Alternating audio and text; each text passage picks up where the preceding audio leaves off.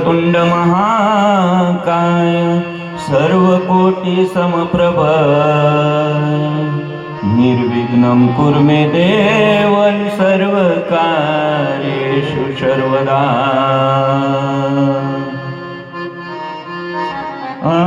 तावंदु अभिनव वाग्विलासिनी जय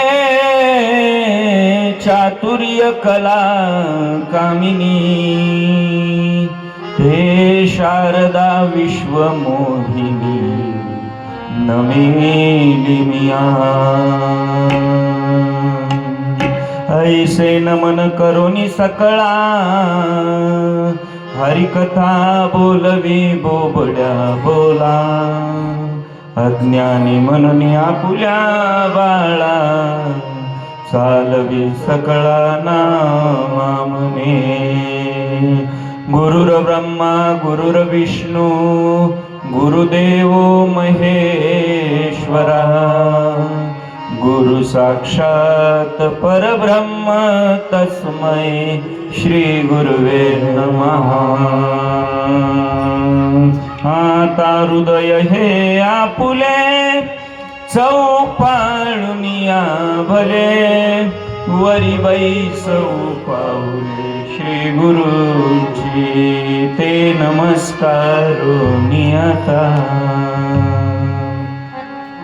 प्रस्तुत महापर्व आणि ह्या महापर्वाच्या अनुषंगाने आपल्या इथला हा रामायण अनेक आपण पाहिले, रामायण अनेक आपण ऐकले बरं का, अनेक पाहिले अनेक ऐकले।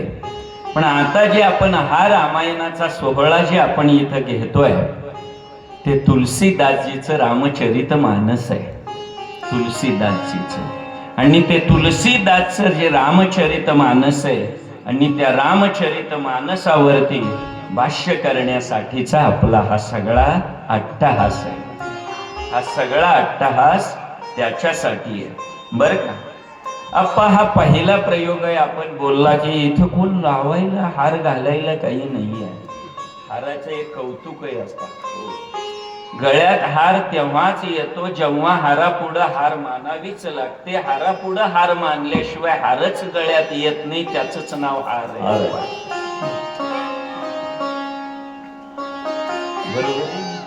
नम्र झाला होता येणे कोंडिले अनंता। रामकथा जी आहे महाराज, ही रामकथा अर्थात जीवनाच्या सर्व व्यथा दूर करणारी रामकथा आहे। जीवनाच्या सर्व व्यथा जिथं दूर होतात तिचं नावच रामकथा आहे, लक्षात ठेवा। तापलेल्या जीवाला विश्रांतीची गरज आहे आणि ती विश्रांतीचं स्थान म्हणजे रामायण आहे। त्या विश्रांतीचं स्थान रामायण आहे। संसारातल्या सर्वच जीवाला विश्रांतीचं ठिकाण म्हणजे रामायण आहे। घरामध्ये आम्ही होरपळूनच निघालो बरं का, घरामध्ये घर काय होरपळून निघालो। तुम्हाला सांगू किती किती जणाला वाटतं की आपल्या घराचं मंदिर व्हावं, असं किती जणाला वाटतं सांगा बरं। आपल्या घराचं मंदिर व्हावं, घराचं जर मंदिर करायचं असेल बापू त्यासाठी रामायणाची गरज आहे, त्यासाठी रामायणाची गरज आहे। ऐसे बळ नोहे अनिकाचे अंगी आणि तीर्थ तप जगी दानव्रत। इतराच्या ठिकाणी ते सामर्थ्य नाही जे रामप्रभूच्या ठिकाणी सामर्थ्य।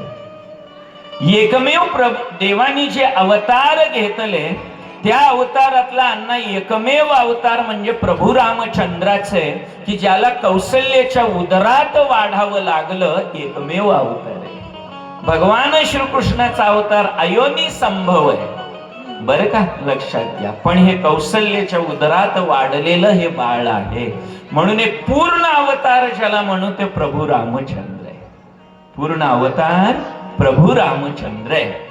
आणि प्रभू रामचंद्राच्या मी नेहमी व्याख्यानातनं वगैरे बोलतो की जगाच्या पाठीवर आतापर्यंत फक्त दोनच राजे होऊन गेले की ज्या राजा पुढे उभं राहावं वाटतं, त्या राजाच्या चरणावर डोकं ठेवावं वाटतं। त्यातला एक नंबरचा राजा म्हणजे प्रभू रामचंद्र आणि दोन नंबरचा राजा म्हणजे छत्रपती शिवाजी महाराज। त्याच्यानंतर तिसरा राजा ह्या भूतलावर अजून पैदा झाला नाही. राजे अनेक असतील त्यापेक्षा पोतराजे बरे, पण एकमेव राजा असा आहे की त्या राजाला नतमस्तक व्हावं असं वाटतं बरं का. हे एक महत्वाचं ब्रीद आहे. म्हणून प्रभू रामचंद्र हे राजे आहेत आणि त्या प्रभू श्रीरामापुढं लीन होण्यासाठी सगळ्याची उत्तर रामायणात आहेत. सगळ्याची. काही जण तुम्हाला प्रश्न विचारतील, काय रामायण काय प्रकारे? काही नाही अवघड. म्हणजे अयोध्येत श्रीराम प्रभू जन्मले, पुढे विश्वामित्र घेऊन गेले, विश्वामित्राच्या यज्ञाचं रक्षण केलं रामप्रभूंनी, त्याच्या पुढे जाऊन सीता स्वयंवर झाले, सीतेला घेऊन आले, पुन्हा वनवासाला गेले, वनवासावरनं पुन्हा माघारी आले आणि वनवासावरनं सीतेला सोडवून आणलं. रामाचा राज्याभिषेक संपलं, 2 मिनिटामध्ये रामायण संपलं. पण एवढ्या 2 मिनिटात संपणार प्रभू रामचंद्राचं चरित्र नाहीये. मी मगाशी बोललो, किती जणाला आपल्या घराचं मंदिर व्हावं वाटतं, त्याचं उत्तर आहे रामायण. घराचं मंदिर. तुम्हाला मी याच्या बाहेर जात नाही, कुठेही जात नाही. रामायण सोडून मी इकडं तिकडं पण हलत नाही. लक्षात, इकडं तिकडं हलायचा प्रसंगच येणार नाही. इतकं गोड निरूपण असं ह्या रामायणाचे. तुम्हाला सांगू, मी उदाहरण देतो शंभू महादेवाचं. शंभू महादेव तुम्हा सगळ्यांना प्रचलित आहे. शंभू महादेवाचं पण घर आहे, त्यांनाही बायको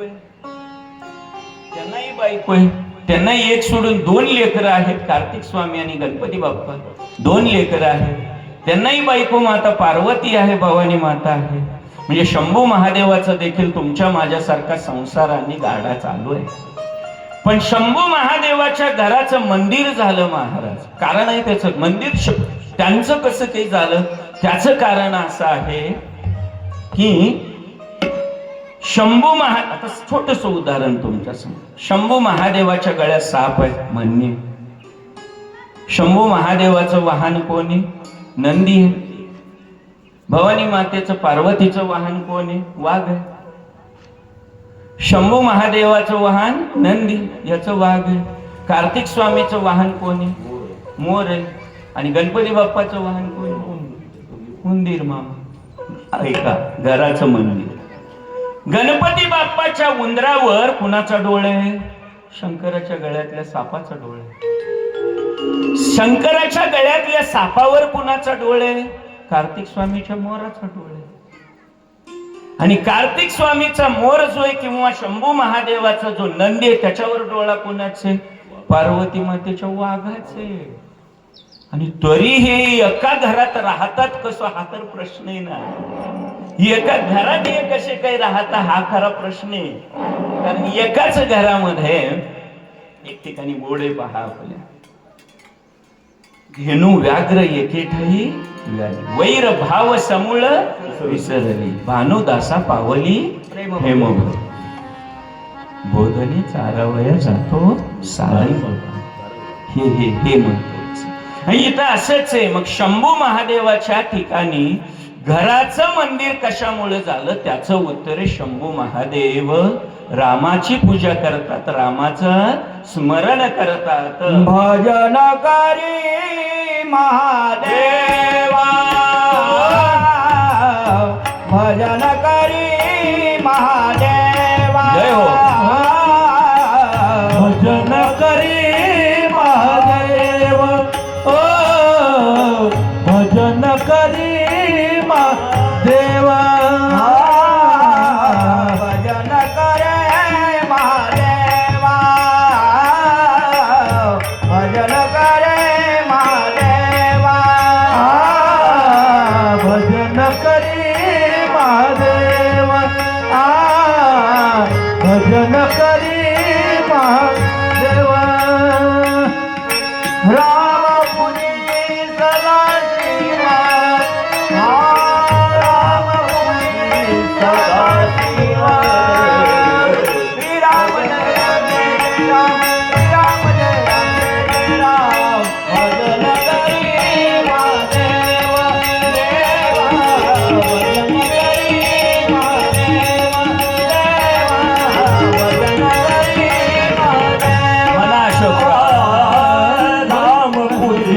सदाशिव हो रामपुरी सदाशिव भजन करी महादेव हो भजन करी महादेव भजन करी महादेव दोन्ही देव एकच पाहते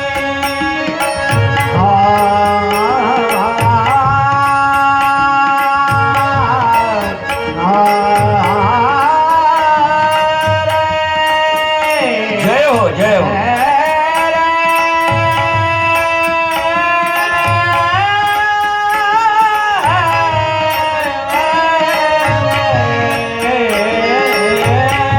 दोन्ही देव एकच पाहती दया एका तुझे नाही कोणे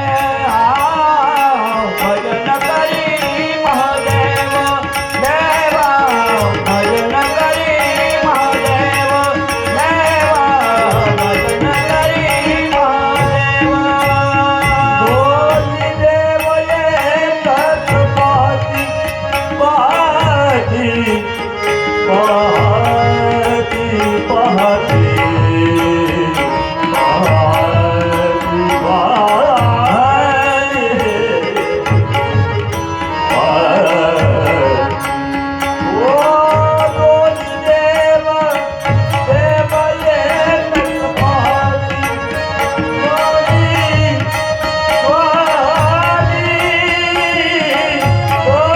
वा वा वा जय हो जय हो शाबास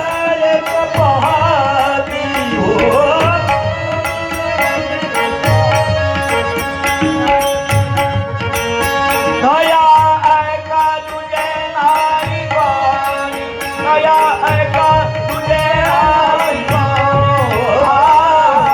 भजन करी महादेव भजन करी महादेव भजन करी महादेव महादेव विषय हळहळला महादेव विषय हळहळला महादेव कंठी धरिला राम राजीव कंठी धरिला राम राजीव कंठी धरिला राम राजीव कंठी धरिला राम राजीव भजन करी महादेव भजन करी महादेव भजन करी महादेव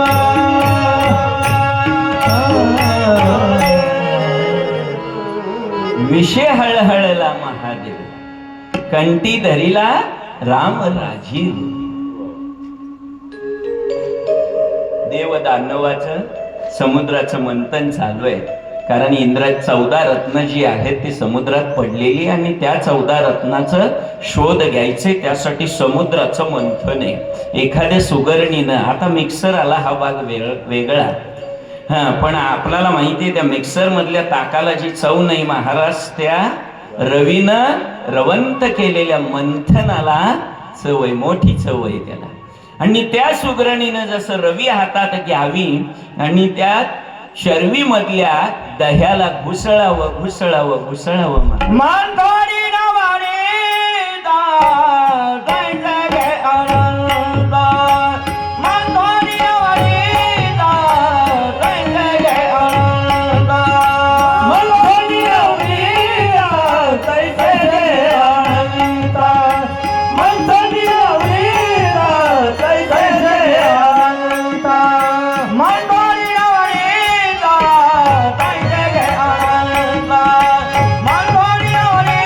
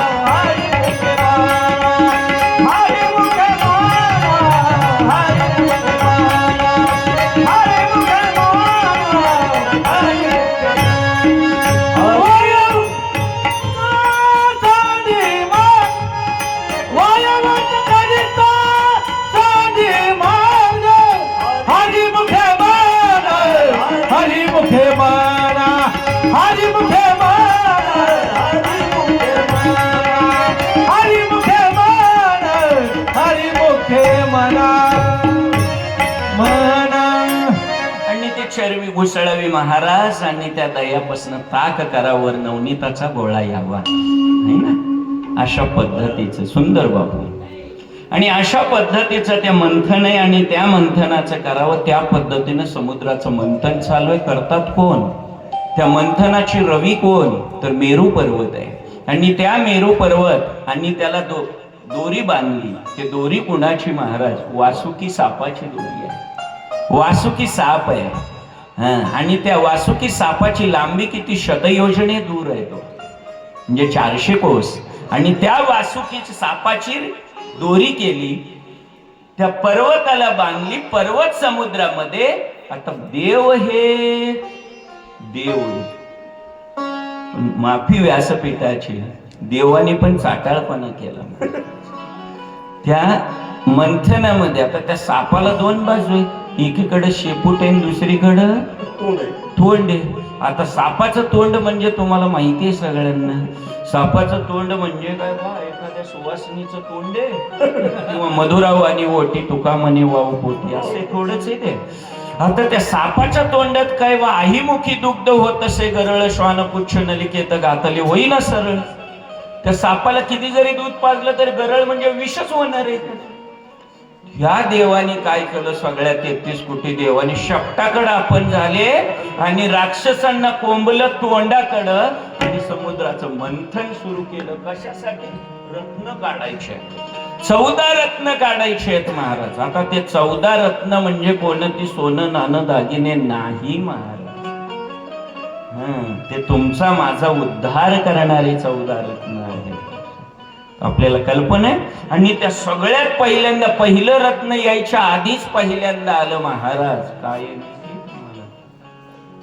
जहाल विशाल, हलाहल म्हणतात त्याला. हल हल हलाहल. आणि ते विष आलं. आता ते रत्न आहे काय की म्हणून घेतलं हातात. आता घेतल्यानंतर ते घ्यायचं कुणी? ते हलहाल आहे, त्याच्या वाफा निघाले. तोंडात घेतल्यावर काय होणार आहे? आता घ्यायला कुणीच नाही महाराज. आमचा सब देवन का बडा बाबा शंभू महादेव आले. महादेवाने ते घेतलं विष महाराज. आता ते विष आहे रोगरचं. आपण 1 टोपण घेतलं तर महाराज अश्विनी हॉस्पिटलला नेईपर्यंत वाचतं की काय का मरतं मध्येच, अशी अवस्था आहे. आणि हे तर महाराज अख्खं ते हालाहाल विष आहे. शंभू महादेवाचा दाह निर्माण झाला सर्वांगाचा. आता तो दाह शांत करण्यासाठी काय योग साधन उरलं? विषय हळहळला महादेव कंठी धरिला राम राजीव. मेडिसिन नाही लहाटे महाराज, त्याचं मेडिसिन एकच आहे, ते म्हणजे राम आहे.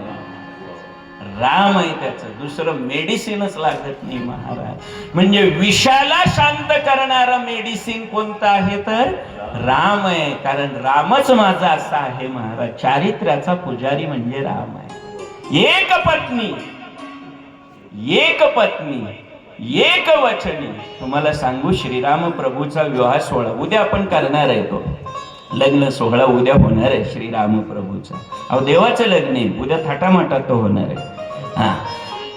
पण ते लग्न झालं. तर लग्न झाल्याबरोबर काही माहिती आपल्या सगळ्यांना, रामप्रभूच्या डोक्याला बाशिंग आहे, आईसाहेब सीतामाईच्या डोक्याला बाशिंग आहे. आता त्या बाशिंगाला काय आहे? आपल्याकडं आज काचेचं मणी आलं मधला मारुतीला, आपण पण जातो त्यातलं स्वस्तातलं स्वस्त बाशिंग कोणतं हे हुडकून आणायची आपली सवय. पण ते लग्न कुणाचं आहे? आईसाहेबांचं लग्न आहे. अहो करून देणारा कोण आहे? मिथिलाधीश जनक आहे. आणि जनकानं लेकीच्या लग्नामध्ये कुठली काठी? जानकीचं लग्न आहे आणि त्या लग्नामध्ये हिऱ्याची मंडवळ आहे. हिऱ्याची मंडवळ. लग्न झालं. आईसाहेब सीतामाईची आई सुनैना माता. सुनैना म्हणते, सीता जानकी श्रीरामाच्या पाया पड. आजपासून ते तुझे पती आहेत. आणि सुवासिनीनं पहिल्यांदा पतीचं दर्शन घ्यावं. पातिव्रत्य धर्माचं हे प्रतीक आहे. पातिव्रत्येचं हे प्रतीक आहे. सुवासिनीनं बाकीच्या कोणाच्याही पाया नाही पडलं तरी चालेल, पतीच्या पडलं पाहिजे. पाया पड. सीतामाई पडेनच पाया. सीतामाई पडेनच पाया. अगं सीता पाया पड, जानकी पाया पड. जानकी बाळा पाया पड. कानात आई पुसपुसते तरीही पाया पडत नाही. तिसऱ्यांदा आई म्हणते पाया पड, पाया पड, पाया पड. नाही म्हटले आई पाया पडत नाही मी यांच्या. त्याचं कारण आहे म्हटले. त्याचं कारण काय आहे तुला माहित नाही. हे मिथिलेला यायच्या आधी याच्या पायाचा अंगठा एका शिळेला लागला तर त्या शिळेची बाई झाली. आता या माझ्या बासिंग्याला सगळे हिरेच आहेत, शिळाच आहेत. मी जर पाया पडले पुन्हा ते त्याच्या पायाला लागतील. किती बाया तयार होतील. एवढ्या सवती नाही करणार म्हणले पाया. हे रामप्रभू आहे, हे रामप्रभू आहे. हे श्रीरामाचं चरित्र आहे. कुठली स्त्री सहन करते. एक मैन में दो तलवार कभी नहीं बैठ सकती. एक मैन में दो तलवार कभी भी नहीं, कभी भी नहीं. नाही, स्त्री नवऱ्याचे अनेक अपराध पोटात घाले, अनेक अपराध पोटात घाले, पण तिचा नवरा जर तिला सोडून विषयांध झाला ती मात्र अपराध ती सहन करत नसते. आणि माझा श्रीराम आहे तो. आणखी सांगू तुम्हाला. एक बार चरित्र गिरी से गिरे. ऐका, वाक्य फार सुंदर आहे लहाटे. एक बार गिरी से गिरे फिर भी उभारे. बरोबर आहे. पर्वतावरनं पडलं, पाय मोडलं, नेलं हॉस्पिटलला, पायाचं ऑपरेशन केलं, 4-2 महिन्यानं उभा राहिलं, पुन्हा गावात चालू लागलं. एक बार गिरी से गिरे फिर भी उभारे, मगर एक बार चरित्र गिरी से गिरे फिर कभी नहीं उभारे, फिर कभी नहीं उभारे, फिर कभी नहीं उभारे. लक्षात. एकदा जर तुम्ही चारित्र्य ढळलं त्या स्त्रीचं किंवा पुरुषाचं, संपलं तुम्ही. स्वामी विवेकानंदाचं एक सुंदर वाक्य. If wealth is lost nothing is lost. If health is lost something is lost. बरं का, फार सुंदर आहे. But if character is lost everything is lost. तुमच्या घरी चोरी होऊ द्या, काही नाही नुकसान झालं तुमचं, धन पुन्हा मिळवता येतं. तुम्हाला हार्ट अटॅक येऊ द्या, काही नाही, थोडस पुन्हा पहिल्यासारखं आहे. माझ्या महाराजांचं 2 नाही, एकदा सोडून 2दा झाले तर हृदयाचे ऑपरेशन, तरी पट्टा गरजतो कीर्तनामध्ये महाराज. काही नाही बिघडत, काही नाही होत, काही नाही होत, काही नाही होत. बरं का. Health is lost something is lost. किती नुकसान झालं, थोडस. But if character is lost everything is lost. तुमचं चारित्र्य गेलं ना त्या दिवशी तुम्ही सर्वनाश झाला महाराज. म्हणून चारित्र्य अत्यंत महत्वाचं आहे. एक बार चरित्र गिरी से गिरे फिर कभी नहीं उभारे, फिर कभी नहीं उभारे. तुम्हाला उभाच राहता येईल नाही, उभा राहता. इतकं महत्वाचं आहे. अशा माझा रामचंद्र प्रभू म्हणजे चारित्र्याचा पुजारी आहे. आणि त्या प्रभू रामचंद्राला आणखी तुम्हाला सांगू, त्यांच्या जन्माची कारणं, देव उगाच येत नाही, त्याच्या जन्माची काही कारणे, काही कारणांचा परामर्श आपण इथं घेणारच आहे. आणि या कथेला सुरुवात करण्याआधी थोडासा परिहार. मी मगाशीच बोललो तुम्हाला, पाकणीमधला हा पहिला प्रयोग आहे. म्हणजे ते झालं कसं बापू माहितीये तुम्हाला. एप्रिल महिन्यामध्ये वैशाख वनवय, आणि त्या वैशाख वनव्यामध्ये टिपण धरली शेतकऱ्यांनी, आणि टिपण धरून पेरायला निघाला शेतकरी. वैशाख वनव्यामध्ये पेरणी करायला निघाला. बाकीचे म्हणाले काय बावळत आहे रे तू, वैशाखात कुठं पीक उगून येणार आहे का. बरं का, लक्षात ठेव. कसा हा प्रयोग आहे, पण मला खात्री आहे त्याची. वैशाख जरी असला, भूमीचे मार्दव सांगती कोंभाची लवलव. ही जमीन नक्की या कोंभाला पुढे आणेन. आणि हा आपला जो रामायणाचा साजबाज आहे, 8 दिवस व्यवस्थित पूर्णत्वाला न्यायची जबाबदारी त्याचीच आहे. निमित्ताचा धनी त्याचीच आहे. सर्वस्वी जबाबदारी ही त्याचीच आहे महाराज, त्याचीच आहे. बर का. रामायण लहाटे महाराज मी बरेचसे अगदी लहानपणापासून मी भावार्थ रामायण खूप सांगितलेले आहेत, खूप सांगितलेली आहे, खूप सांगितली. पण मी ज्यांना अध्यात्मामध्ये मी ज्यांना फॉलो करतो किंवा मला ज्यांची कीर्तनं ऐकावीशी वाटतात, हे सगळे म्हणतात तुम्ही भजन तर फारसं कधी नसतं, तुम्हाला वेळ बी मिळत नाही. एवढे भजन पाठ कशी झाली त्याचे कारण आहे. त्याचं कारण म्हणजे माझ्या कारमध्ये मी कधी पण तुम्ही बघितलं तर माझे ढोक बाबांचंच तुम्हाला कीर्तन. बरं का. गोगोबाबा इथं आले, 2016च्या रामायणला आले. आमच्या घरालाही त्यांचे पाय लागलेले आहेत. सगळे हे तसं गाव म्हणजे साधं गाव नाहीये, लहाटे मार पाकनी पुण्य पवित्र असं हे गाव आहे. पाक आणि नी नावाला इतिहास आहे. नावाचा इतिहास म्हणजे इथं आमची सीनामयी आहे.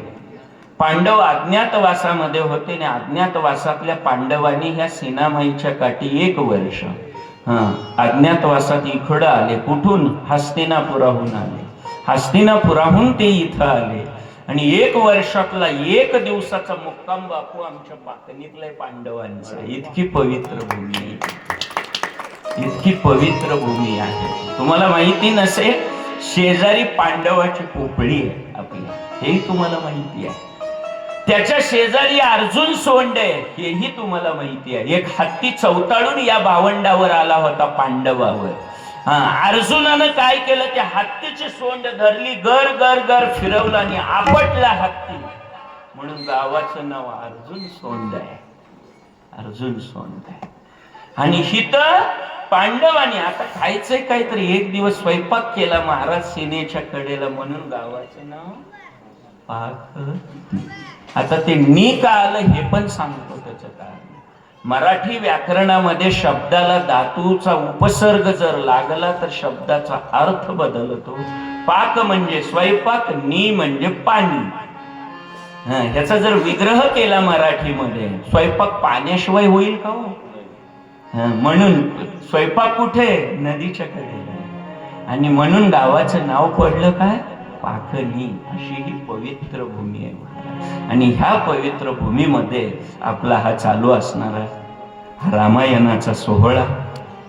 आप्पांची खूप इच्छा होती. मला 2 महिन्यापूर्वी आप्पांचा फोन आला. तत्पूर्वी आमचे विकास आहेत, विनायक महाराज माझे गुरु आहेत, ते व्यासपीठ चालक आहेत. त्यांचं म्हणणं की बाबा यावेळेला रामनवमीला आपण सप्ताह करू, सप्ताह करू, सप्ताह करू. मी 1-2दा कानात टाकलं, कारण माझा व्याप भरपूर आहे, व्याप खूप आहे मला. तुम्ही आलाच. मी इथं ज्या वेळेला आलो त्यावेळेला माझ्या घराचं बांधकाम चालू आहे. त्या पेंटरचा फोन आला, सर पैसा भेज दो, कलर खतम हुआ.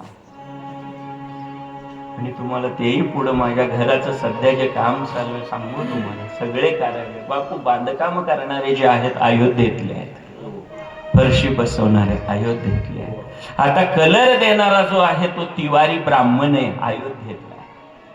घराला जे पीओपी केलेला आहे तो पीओपी करणारा अयोध्येतला. आणि घराच्या बाहेर कंपाऊंडला ज्यानं पॅनलिंग केलं ते मधुजी यादव, ते सुद्धा अयोध्येतलं आहे.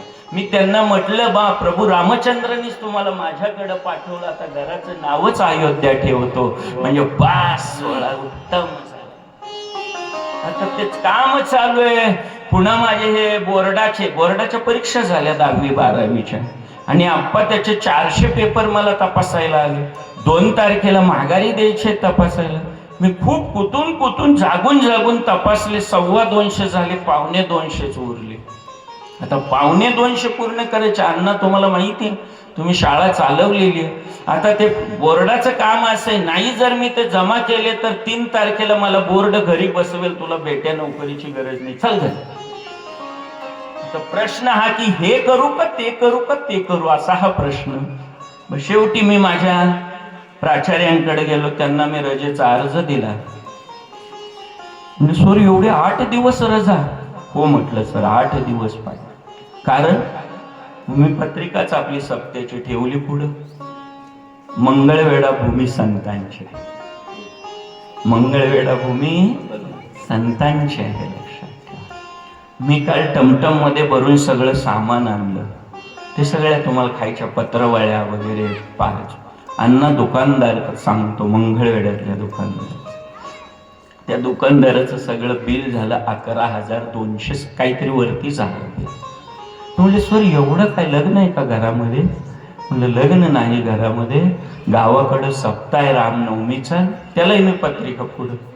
त्या पट्ट्यानं दुसऱ्या मिनिटामध्ये 11,200चं 7,116 बिल केलं. मी म्हटलं एवढे का तुम्ही एवढं चांगलं काम करता? तो का म्हणे फार थोडा तरी कुठला दुकानदार 4,000 रुपये झटक्यात कमी करेल? नाही सर, हे मला ज्या भावात आलं त्याच भावात तुम्हाला दिलंय. मंगळवेढा भूमी कुठेही ऐश्वर नाही. मंगळवेढ्याचे कथे, शेतकऱ्याला कितीही पिकू द्या, कितीही पिकू द्या, त्याला खंडीभर ज्वारी होऊ द्या ना 2 पोती ज्वारी होऊ द्या, त्या 2 पोत्यातलं 1 पोती दामाजीच्या देवळात आणि 1च पोती घरला नेणार. ही मंगळवेढा भूमी. त्याला 1 पोत जरी झालं तरी अर्ध पोत दामाजीचे. नुसत्या ह्या ज्वारीवर दामाजीचं आता भव्य मंदिर बांधकाम सुरू आहे. नुसत्या ज्वारीवर. मंगळवेढा भूमी. पंढरपूर देवभूमी आणि मंगळवेढा आमची संत भूमी आहे महाराज. प्राचार्य पुढे मी ते रजेचा अर्ज ठेवला. म्हटलं एवढं भारी काम आहे, तुम्ही दिसता म्हटले यात फोटो. हो म्हटलं, रामकथा माझीच आहे म्हटलं. सर मग अर्ज कशाला दिला म्हटले? घेऊन जा अर्ज, काढून टाका म्हटले. आणि आल्यावर 3 तारखेला सगळ्या सह्या करा, तुम्हाला 1 दिवस पण रजा नाही म्हटलं. रामप्रभूची ही रामप्रभूची ताकद सांगते. पुन्हा सर म्हटले, अहो म्हणले तुम्हाला पेपर आले बोर्डाचे, त्याचं काय केलं? मी म्हणलं 225 झाले सर, कुठून 5 दिवसात 225, अजून 250 तपासायचे आहेत. बेल मारली, शिपायाला बोलवलं. नांदेडचे तुमच्या भागातलेच एक सर आहेत, खूप चांगलं आहे, येणार आहे तो रामकथेमध्ये. ते सगळे येणार आहेत इथे 1 दिवस, सगळे येणार आहेत. मंगळवेढ्याचं लौकिकच तसं आहे. त्यांना बोलवलं. सर म्हटले, कन्यावाड सर हे पेपर घ्या सरांचे सगळे आणि तपासून तुम्ही माझ्याकडे जमा करा, मी बोर्डाला जमा करतो. रामप्रभूची माझी ताकद नाही, रामप्रभूची. निर्वाणी गोविंद अहिंस साकडे असं हे मी नाही सांगत. परिहार मी एवढ्यासाठी की हा सगळा साज आहे. मी म्हटलं सिंथसायझर आहेत बापू म्हटले, बापूचा नामचा परिचय मुळातच आत्मीय परिचय, तेही झालं पहा, चांगली गोष्ट आहे. म्हणलं दुसरं तबल्यावर कोणी आहे म्हणले, आमचे एक लहाडे महाराज आहे, येतील का? कारण सगळ्यात आगाव जात कुणाची तर वादकाचे महाराजच्या. बरोबर आहे का? गावोगावची भजनं बंद पडण्याला कारणीभूत कोण आहे तर हे वादक आहेत, लक्षात ठेवा. व्यासपीठावरनं वावगं नाही बोलणार, मी नाही बोलणार, बरोबर हे. आणि म्हणून म्हणले आहेत आणि तुम्ही आला, तुमचे खूप खूप धन्यवाद. यांची सकाळी रामकथा संपली आणि बिचारा इथं कथेला हजर आहे. यांच्यासाठी एकदा टाळ्या वाजवा बाळासाहेब लहाडे महाराजांसाठी. एवढ्या लांबून आले ते बिचारे. आप्पा झाले हे म्हटलं सहकार आहेत आमचे, हे दोन्ही तयारच आहेत, नळ आणि नीळ. बस आता म्हणले हे काही अवघड नाही, 400 कोसाचा समुद्र सहज आपण सेतू बांधूया, सहज शक्य आहे. आणि अशा पद्धतीनं मी म्हटलं मग कथाकार कोण? कारण ढोक बाबांचं तर वर्षभर पॅक असतं, ते मिळणार नाही म्हटलं. मग कथाकार कोण? आहेत एक महाराज. आप्पाचं वाक्य आहे एक महाराज. कुठले म्हटलं मी? मंगळवेढ्याचे महाराज. म्हटलं हे शाबास म्हटलं, हे पटलं म्हटलं. असो, पण माझ्या गावाचे माझ्यावर पुष्कळ प्रेम आहे बरं का. मी भाग्यवान आहे त्या दृष्टीने, भाग्यवान. हा सगळा साजबाज. आमच्या गणेशजी म्हटला, हे गणेश महाराज जे आहे टिकोळे बारामतीहून आले. आता ही रामकथा जगभर सुरू आहे, तुम्ही सगळे दिसतायत. आणि मधून मधून गणेश यांनाही घेत जावं ना.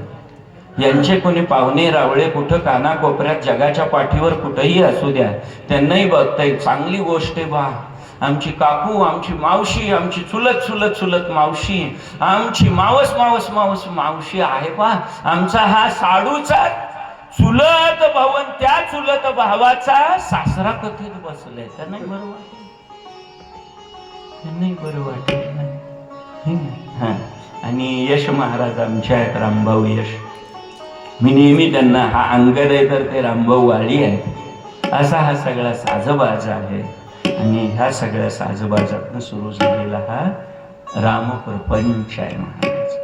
आता त्या रामप्रभूच्या कथेकडे आपल्याला यायचंय. पुणे महाराजांनी सकाळी कीर्तनातनं विशद केलं की देव येत नाही, देवाला यावं लागतं. देव कशासाठी येतो किंवा देवाला यायचं कारण काय? ज्या ज्या वेळेला पृथ्वीवर अधर्म वाढतो, धर्माचा ऱ्हास होतो, धर्माला लांछन होतं, तुळशीदासजी फार सुंदर वर्णन करतात देवाला यायचं कारण. जब जब होए धरा के हानी हरे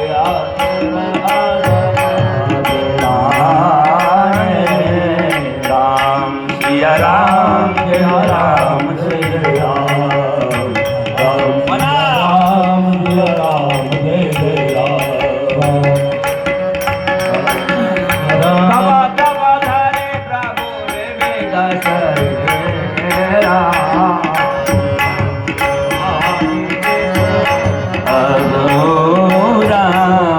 राम सिया राम जय राम जय जय राम जय राम जय जय राम कराया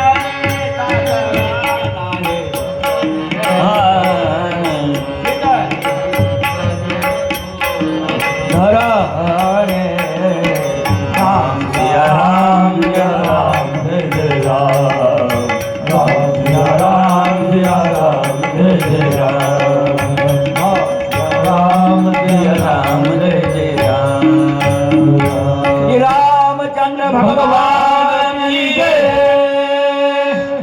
जब जब होए धर्म की हानी बाळासुर आधम अभिमान तब तब प्रभु धर विविध शरीरा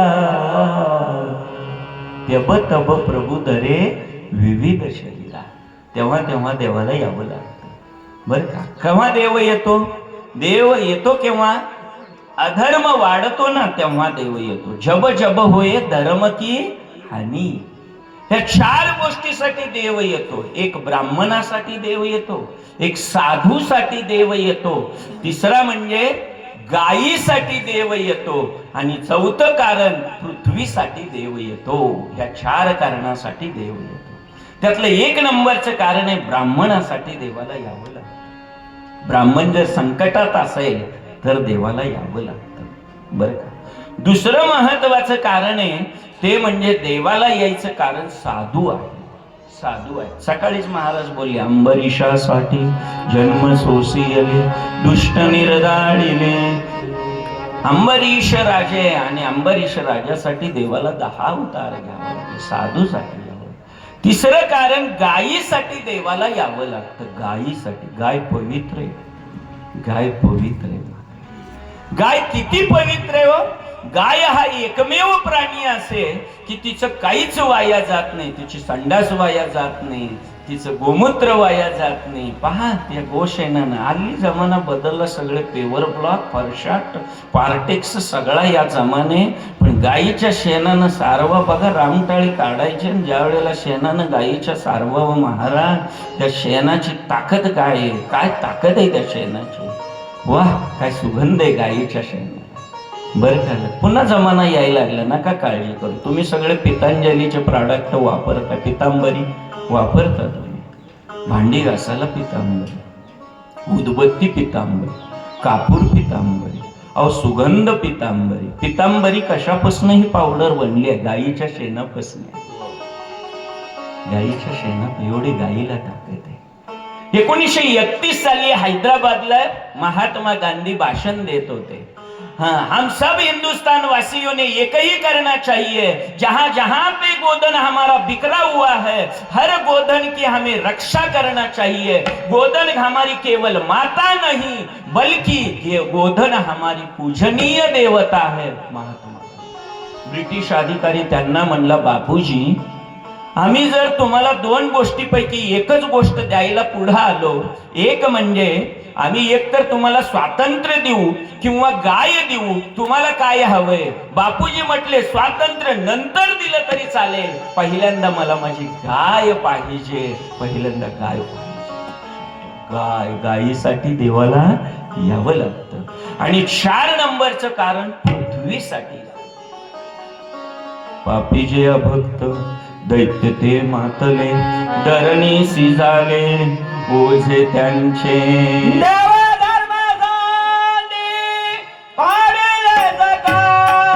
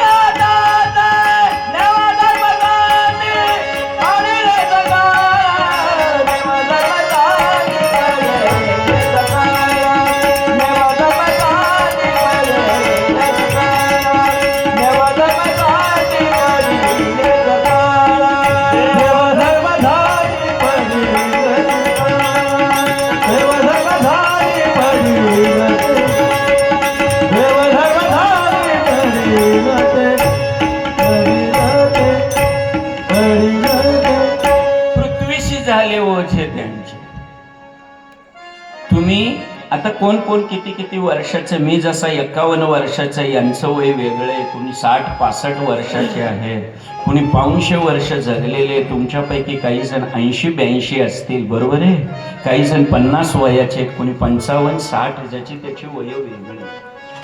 तुम्ही अनवाणी चालता का? आमच्या विनायक महाराजांनी 39 वर्ष पायात चपला नाही आणि या पृथ्वीची पूजा केली. महाराज, आपण जन्मल्यापासून पायात चप्पल आहे आपली, आणि ते चप्पल लिहून आपण त्या अवनी मातेची पृथ्वीवर खेटरानी खेटरानी खेटरानी तिला तुडवतो. पण बिचाऱ्या त्या भूमातेनं एकदा पण आपली तक्रार नरसोबारायाकडे केली नाही. पाकणीतली लोक खेटर घालतात, एकदाही नाही तिची तक्रार नाही करणार. मग एवढं खेटर आपण लेतो, आणि त्या मला सांगा, मंदिरात खेटर घालून जाता का आपण? नाही, तिथं पण भूमाताच आहे, ही पण भूमाताच आहे. मग एवढी खेटर घालून एवढं आम्ही तुडवलं तरी त्या बिचारीनं कुठं तक्रार केली नाही. कारण तिला खात्री आहे हे कधी ना कधी रामायण ऐकायला येणार आहे. ती बिचारी आस लावली तिनं, हे येणार आहे. आयुष्यात कधीतरी एक तरी दिवस ते येणार आहे, म्हणून ती बिचारी आस लावून आषाढभूत नजरेनं पाहते. आषाढभूत नजरेनं ती पाहते, पण तिची तरी तक्रार नाही. पण ती एकदा तक्रारीला पुढे आली केव्हा धरणीशी झाले ओझे. कुणाचे ओझे झाले महाराज? देव धर्म सांडियले पडिले सकळ. देवाला मानाला कोणी तयार नाही महाराज, धर्माला मानाला कोणी तयार नाही, बरं का. राही आले यज्ञ मोडिले कीर्तन मोडली महाराज. पळाले ब्राह्मण दत्या बहिणी, ब्राह्मण सुद्धा गाव सोडून गेली महाराज. कुणामुळे? राक्षसामुळे. अशा प्रकारे इतकं ओझ झालं. एवढ्यावर थांबलं नाही महाराज. रावण आणि स्वर्गातल्या सगळ्या 33 कोटी देवांना स्वतःच्या जेलमध्ये टाकलं, तुरुंगामध्ये टाकलं रावण, जेलमध्ये. आणि मग आता जेलमध्ये टाकलेले महाराज, इतकी यातायात त्यांची सुरू आहे. ते सगळे देव कुणाकडे गेले? इंद्राकडे गेले. इंद्राकडे.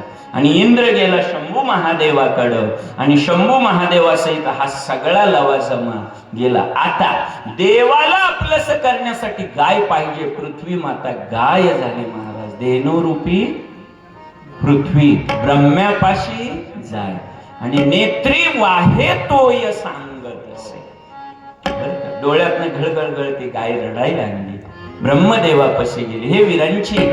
हे विरांची तू विश्वाचा निर्माता आहेस. बघ रे किती काय चालू आहे ह्या पृथ्वीवर, काय चालू आहे. सोडव बाबा. ब्रह्मादी देव सकळ निघाले त्वरित क्षीराब दिशी म्हणजे दुधाच्या समुद्रात आले. शेषाचा पलंग केलंय. विष्णू भगवंत निद्रिस्त आहे, आणि त्या झोपलेल्या देवाची प्रार्थना करतात. ते सगळे देव प्रार्थना करू लागले महाराज. देवा जागेवा. रावणानं खूप आच्छाद मांडलेले, खूप मगरूर झालेले. जागेवा देवा, जागेवा. तरी देव सहजासहजी येत नाही. भोसले का? त्याची कारण आहेत. ती काही कारण तुमच्या समोर सांग. त्यातलं एक नंबरचं कारण, ब्रह्मदेवाचे मानसपुत्र सनत कुमार.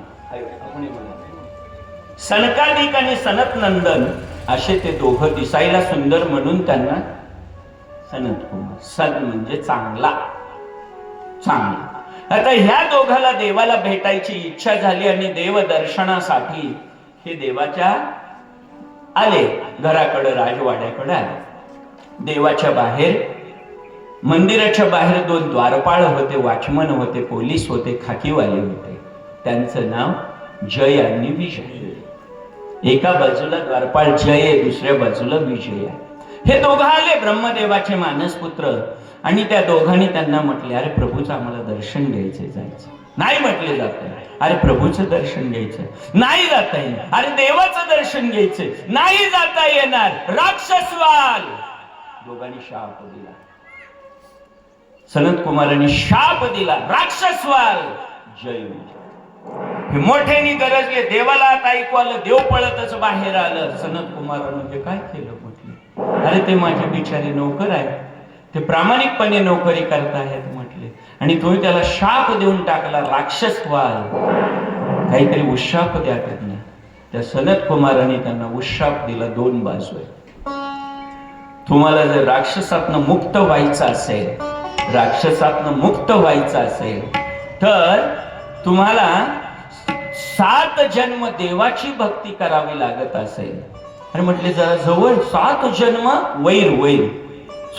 भक्ती, 7 जन्म भक्ती. अहो 7 दिवस लोक येत नाही, 7 जन्म भक्ती त्यापेक्षा सोपे. एक तर देवाशी वैर करावं लागेल, भांडण. रावण काही भावलट आहे का उभं भांडायला आणि त्याची बायको आणायला? महाराज भावलट आहे का तो तेवढा? तो ब्रह्म कुणाच आहे तो ब्रह्मदेवाच्या कुळातला ब्राह्मण आहे तो. आणि आणखी एक वाक्य फार सुंदर सांगतो. आपण राक्षस म्हणजे अकराळ विकराळ असली काही भानगड नसते, लक्षात ठेवा. असली काही भानगड नाहीये. त्याचे उग्र दात आहेत, केस जटा वाटले, असलं काही नाहीये. मग राक्षस कोणी? राक्षस ही आकृती नव्हे तर ती एक वृत्ती आहे, लक्षात ठेवा. आणि म्हणून म्हणले आम्ही आता यांना जर लवकर मुक्त व्हायचं असेल राक्षसातनं तर यांनी एक काम केलं पाहिजे. काय काम केलं पाहिजे म्हटले? यांनी देवाशी भांडण केलं पाहिजे. 3ऱ्या जन्मात ही मुक्त होती. मग ते जय विजय. पहिल्या जन्मात झाले शुंभ निशुंभ. आणि तुम्हाला माहितीये नवरात्रामध्ये देवीनं महालक्ष्मीचा गोंधळा येई हो गोंधळा येई हो जगदंबे, गोंधळा येई हो जगदंबे, गोंधळा येई हो जगदंबे, गोंधळा येई हो जगदंबे, गोंधळा येई हो जगदंबे, गोंधळा येई हो जगदंबे, गोंधळा येई हो जगदंबे, गोंधळा येई हो जगदंबे. मुळा बेटा तो आंबे आंबे आंबे आंबे, गोंधळा येई हो जगदंबे, गोंधळा येई हो जगदंबे, गोंधळा येई हो जगदंबे, गोंधळा येई हो जगदंबे, गोंधळा येई हो जगदंबे, गोंधळा येई हो जगदंबे, जगदंबे अंबिका भगवती